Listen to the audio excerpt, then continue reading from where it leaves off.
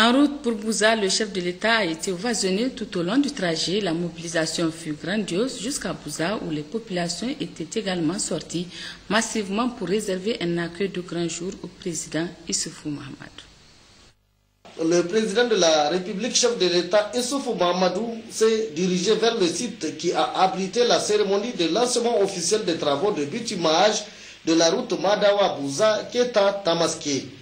Les populations des villages se sont retrouvées au chef-lieu de leur commune d'attache où elles se sont agglutinées aux abords de la route pour réserver au président de la République et à la délégation qui l'accompagne un accueil enthousiaste et empreint de chaleur.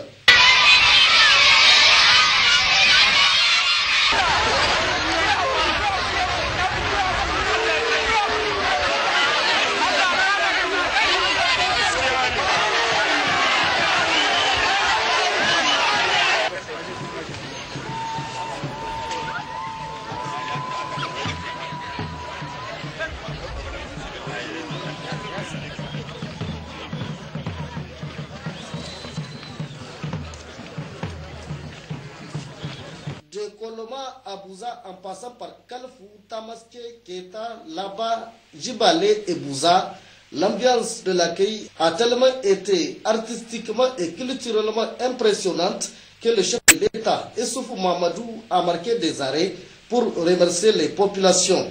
Populations qui n'ont eu de cesse de chanter et d'exprimer leur joie et leur satisfaction totale quant à cette promesse tenue du chef de l'État, celle de bitumer cette route qui joue un rôle central dans l'épanouissement et la promotion socio-économique des communautés. À Bouza, où il est arrivé dans l'après-midi, le président de la République, chef de l'État Issoufou Mahamadou, a reçu un accueil triomphal à lui réservé par la population de Bouza.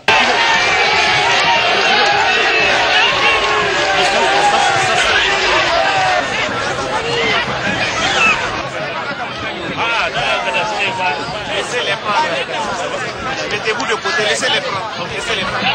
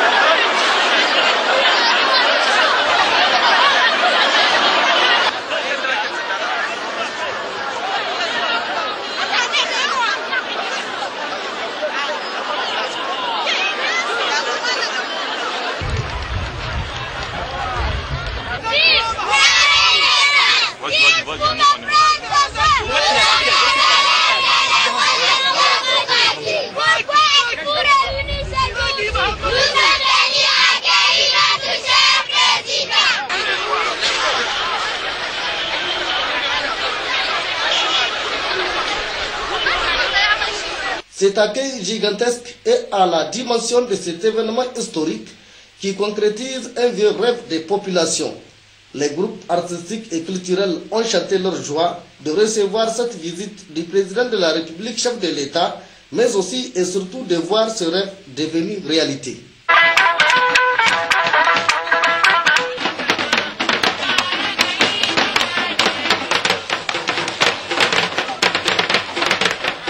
C'est sous cette ambiance festive que s'est déroulée cette cérémonie de lancement officiel des travaux de bitumage de la route tronçon Madawa-Bouza-Keta-Tamaské.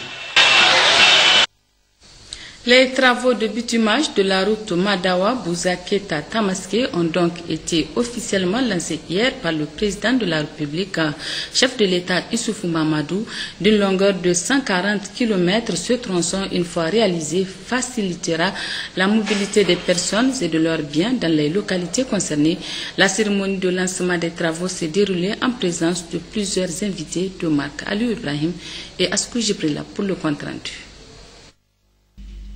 Placée au cœur du programme présidentiel, la question des infrastructures, en particulier celle des routes, occupe une place de choix. Depuis l'accession de Issoufou Mahamadou au pouvoir, plusieurs chantiers de construction de routes ont été lancés. Chaque fois, le président de la République y participe physiquement. Ce projet, voulu et initié par Issoufou Mahamadou, vise à désenclaver la zone du projet, accroître le dynamisme économique des populations et permet enfin de relier le nord et le sud du pays. 4 allocutions pour célébrer la route à Bouza. Le maire de la commune de Bouza, qui, au nom des populations de son entité administrative, a rendu un vivant hommage au président Issoufou Mahamadou.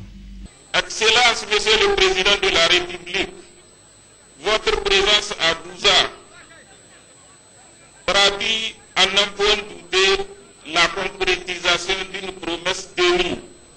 Souvenez-vous, lors du dernier meeting que vous avez tenu ici même à Bouza, la veille du deuxième tour des élections présidentielles, deuxième tour 2011. Le respect d'un tel engagement atteste si bien que vous êtes l'homme de parole dont l'acte d'aujourd'hui va marquer de manière indélébile les générations de Bouza d'aujourd'hui et de demain. Le gouverneur de la région d'Ottawa pour transmettre la gratitude des populations de sa région au président de la République. De multiples actions ont été réalisées pour améliorer le bien-être des populations. Cette route interdépartementale, car traversant les départements de Bouza, Madawa et Keta, va accroître le développement socio-économique de notre région, notamment l'approvisionnement et l'acheminement sur les marchés des produits issus de la mise en œuvre de l'initiative 3Z. La libre circulation et le transport à moindre risque et à moindre coût des personnes, des biens, des services et des valeurs. L'accroissement des échanges physiques, commerciaux, financiers et des facteurs de production afin de soutenir la réduction de la pauvreté et le développement socio-économique. La création d'emplois et la réalisation des infrastructures socio-économiques d'accompagnement. Ce projet, objet de cette cérémonie de lancement, concerne l'axe Madawa-Bouza-Keta-Tamaské. Long de 140 km, les travaux coûteront plus de 12 milliards de francs CFA et dureront 20 mois.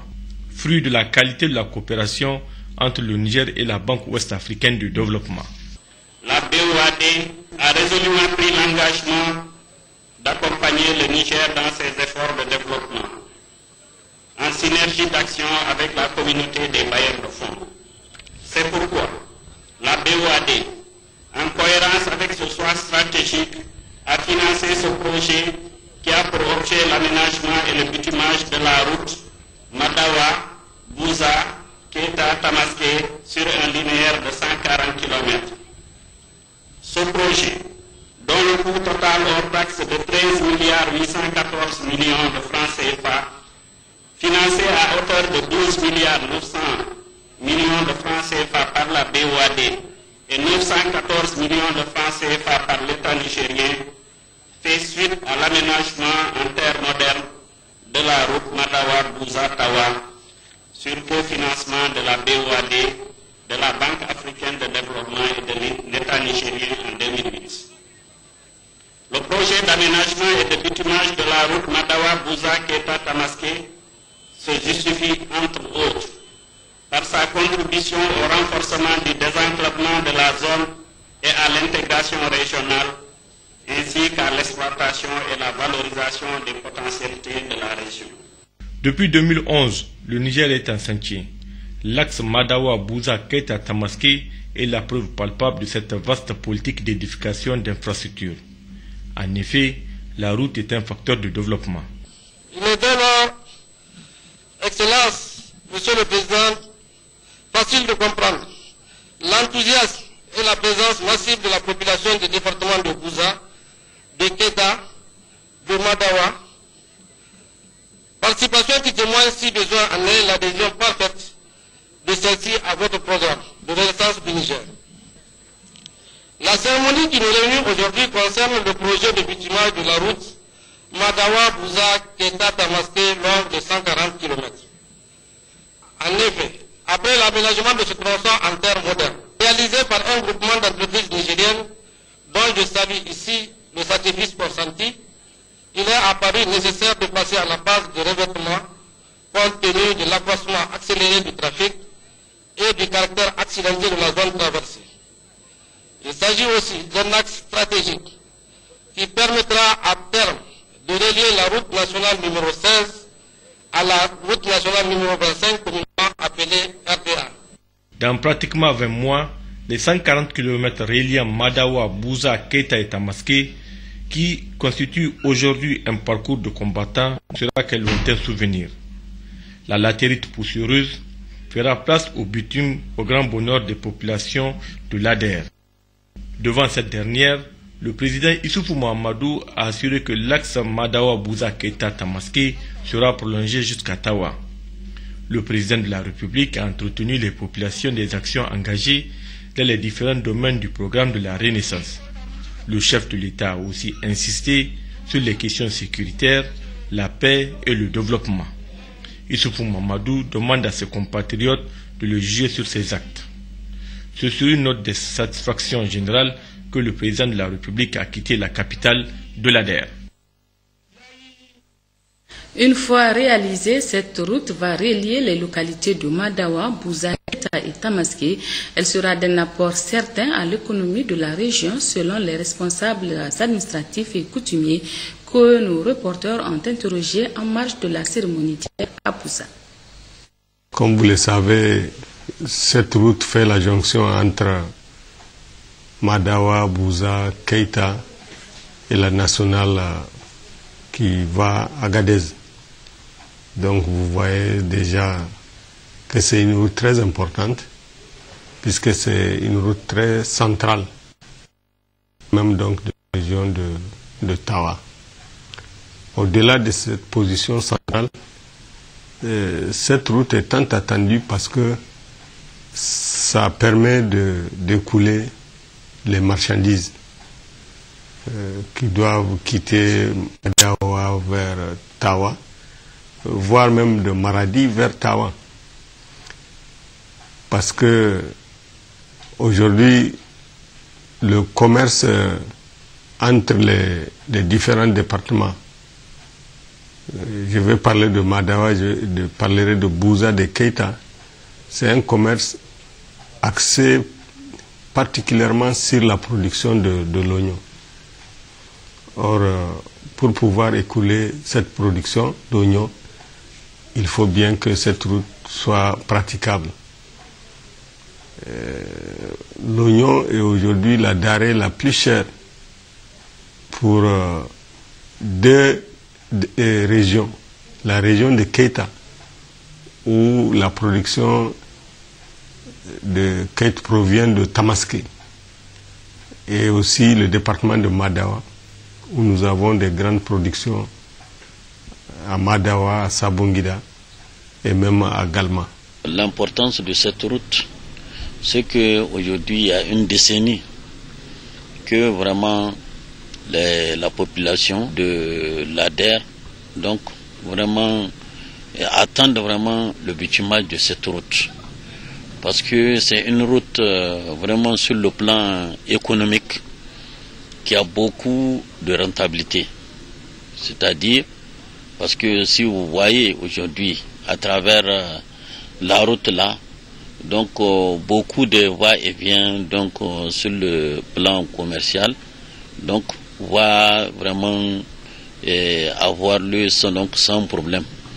C'est-à-dire donc aujourd'hui vous voyez la majorité aujourd'hui des commerçants de la zone là sont tous vraiment dans le coin de Bouza, Keita, Tamaské. Donc et chaque jour qui fait, chaque semaine, tu peux vraiment voir au moins plus d'une vingtaine de camions qui partent amener des vivres dans ce coin. Donc je pense qu'aujourd'hui, s'il y a cette route qui est bitumée, donc je sais que vraiment l'important, c'est-à-dire multiplier vraiment ces va-et-vient donc par 3 ou par 4, donc c'est nécessaire. Ce qui est important aujourd'hui, c'est comment écouler les produits agro-silvopastoraux. Donc c'est une zone aujourd'hui de culture vraiment riche. Donc à chaque fois, maintenant, pour pouvoir écouler ces produits-là, il y a des difficultés. Parce qu'il faut nécessairement, peut-être même à partir de Bouza, retourner du côté de Keita, à descendre sur Tamaské et emprunter la route de Tawa. Mais aujourd'hui, à travers cette route, parce que d'ici Bouza, ça fait dans les 70 km.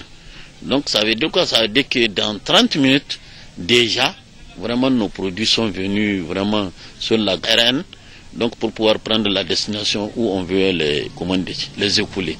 Le lancement va désenclaver certainement avec la construction de cette route, le département sera désenclavé. Et les activités, certainement, vous savez, mon département est un département agro-pastoral. Alors les activités de développement vont s'amorcer et ce sera vraiment un déclic pour le développement. La vie sociale, bien sûr, la route, vous savez, c'est un facteur de développement. Eh bien, c'est un facteur aussi d'échange. Alors la vie sociale, ce sera améliorée. Toutes les promesses, en tout cas, sont en train d'être tenues. Cette route en était une promesse, c'est tenu aujourd'hui. Et dans beaucoup de secteurs de développement, le gouvernement a pensé à ce département. On peut vous estimer déjà des milliards d'investissements pendant 4 ans d'exercice de ce gouvernement. Pour nous, c'est une joie d'avoir cette réalisation de la route, à condition que la magia soit jointe. Un terrain, pour le terrain, vraiment, je peux dire que c'est pour nous les producteurs d'oignons. À partir du moment où l'oignon c'est un produit facilement périssable, un terrain est soma aiki pour aller à Cotonou. Nous sommes les premiers bénéficiaires de cette réalisation. Mais cette route nous arrange beaucoup plus. Madawa, Tawa, mais je dis bien mais avec une bretelle allant dans la Magia, commune de Tama. C'est le poumon économique du département de Tawa. Il n'y a que 2 communes, Tama, Karofan, qui sont à 90% engagées dans la production d'oignons. Notre doléance la plus importante auprès du chef de l'État est de voir une bretelle et à partir du plateau qui descend dans la Magia et longue de 15 km. Et tous les oignons sont écoulés par la voie allant à Galmiki à partir du mois de juillet, août. La route est impraticable. Retour à Niamey où le président de l'Assemblée nationale, Amadou Salifou, a reçu ce matin en audience l'ambassadeur d'Espagne au Niger. Les relations bilatérales entre les 2 pays étaient au centre des échanges. Le diplomate espagnol à sa sortie d'audience. Son Excellence m'a accordé l'occasion de faire bilan dans la relation, très bonne relation entre les 2 pays, l'Espagne et le Niger, du tout point de vue du secteur de dialogue politique, coopération politique. Le Niger a été toujours apprécié en Espagne, surtout dans les derniers temps, comme un pays toujours positif qui cherche la solution des problèmes et des défis que les continents africains, mais aussi la région de l'Afrique centrale et les Sahel a. Et ce sont des grands défis. Et toujours cette coopération que l'on a eue depuis toujours, il va se renforcer étant donné que l'Espagne est membre non permanent du Conseil de sécurité pendant les prochaines années. Et cette candidature a eu l'appui de nos collègues des amis nigériens. Du point de vue aussi, on fait bilan aussi de las activités de coopération et développement dans son énergie, dans nos pays en Niger, et aussi la coopération au secteur de l'intérieur, sécuritaire et tout cela. Je vous donne lecture de ce communiqué du secrétariat général de l'Assemblée nationale. Le président de l'Assemblée nationale a l'honneur d'informer, mesdames et messieurs les députés, que la première session ordinaire de l'Assemblée nationale au titre de l'année 2015 est convoquée pour le lundi 9 février 2015 dans l'hémicycle, place de la concertation à partir de 10 h. Cérémonie officielle des assises de la 5e édition des Journées des communes du Niger du 5 au 6 février, suivie de l'Assemblée générale prévue le 7 février prochain. C'était sous la présidence du Premier ministre chef du gouvernement, Brigitte Raffini. Compte rendu Ali Hachim. À Détégui d'abord, le Premier ministre chef du gouvernement Brigitte Raffini, qui accompagne une forte délégation, a reçu un accueil chaleureux et enthousiaste de la part du gouverneur de la région de Dosso, Abdoulaye Issa, des membres du gouvernement, du président des institutions de la République, des députés nationaux et des chefs coutumiers, ainsi que la population de Détégui et les forces de défense et de sécurité de la région, avant de marquer une petite pause à la case présidentielle de la région de Dosso, entièrement rénovée dans le cadre de Dosso Soga. Quelques instants après, la délégation conduite par le Premier ministre chef du gouvernement s'est transportée à l'arène Salma Darani, site choisi pour la cérémonie d'ouverture de cette 5e édition des Journées des communes du Niger, placée sous le thème central décentralisation, facteur de développement et de cohésion sociale. Après avoir dépassé un détachement des forces de défense et de sécurité qui lui rendait les honneurs militaires, le Premier ministre Brigitte Raffini a fait un tour d'honneur dans l'arène Salma Darani où il a pris un bain de foule. La population de Dosso, les autorités administratives, les 265 maires du Niger, les chefs coutumiers, tous ont répondu à cette invite de l'AMN, l'association des municipalités du Niger, pour souhaiter la chaleureuse bienvenue au chef du gouvernement. Toujours dans les registres de l'accueil, sachez que le président du conseil municipal de Dosso, le maire Idriss Issoufou et le gouverneur de Dosso, Abdoulaye Issa, ont pris la parole pour souhaiter la bienvenue au Premier ministre et à la délégation qui l'accompagne, mais également les présidents des municipalités et de communes venus du Mali et de Guinée pour rehausser l'éclat de cette présente cérémonie. Ces deux personnalités de Dosso ont saisi cette opportunité pour transmettre toutes les reconnaissances et leur gratitude au président de la République centrale, Issou Mamadou, pour la promesse tenue et surtout des investissements colossaux dont la région de Dosso a bénéficié, surtout le programme Dosso Soga, un programme qui fait aujourd'hui la fierté de tout un peuple.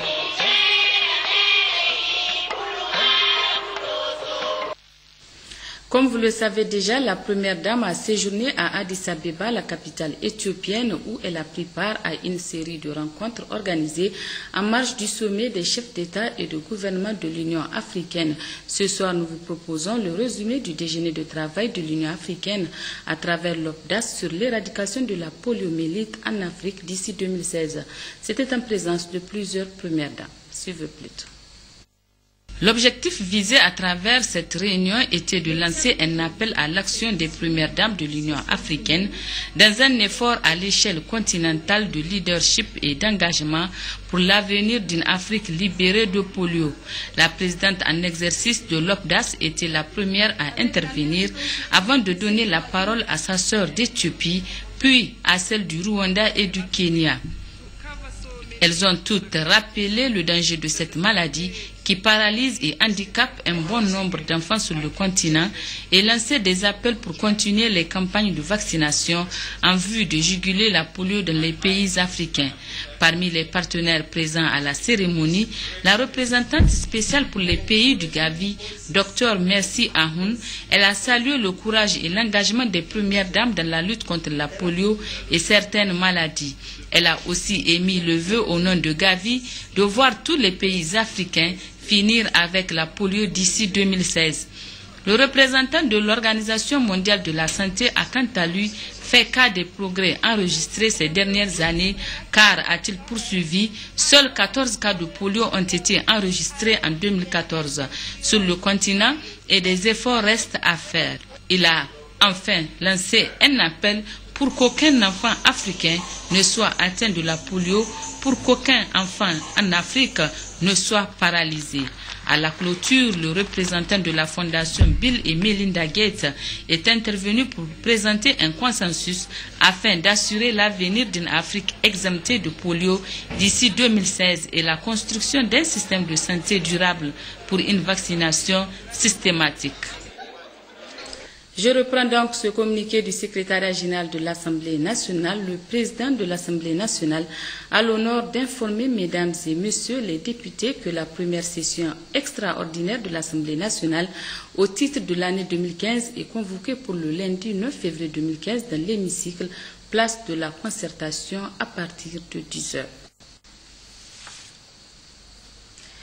Et puis, le président du Conseil supérieur de la communication a procédé ce matin à l'installation officielle du comité chargé d'investiguer sur les exactions commises à l'endroit de certains organes de presse lors des événements du 16 et 17 janvier dernier. Ce groupe de travail, comme son nom l'indique, réfléchira pendant 15 jours en vue de dresser un rapport final. La synthèse avec Mariam Dakou et Hadiz Hamid.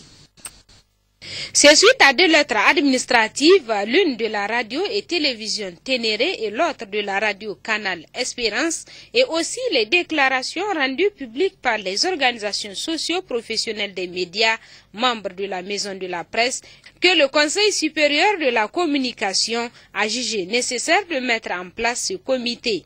C'est là en vue de statuer sur les derniers événements survenus à Niamey, suite auxquels certains médias et hommes des médias ont subi des exactions.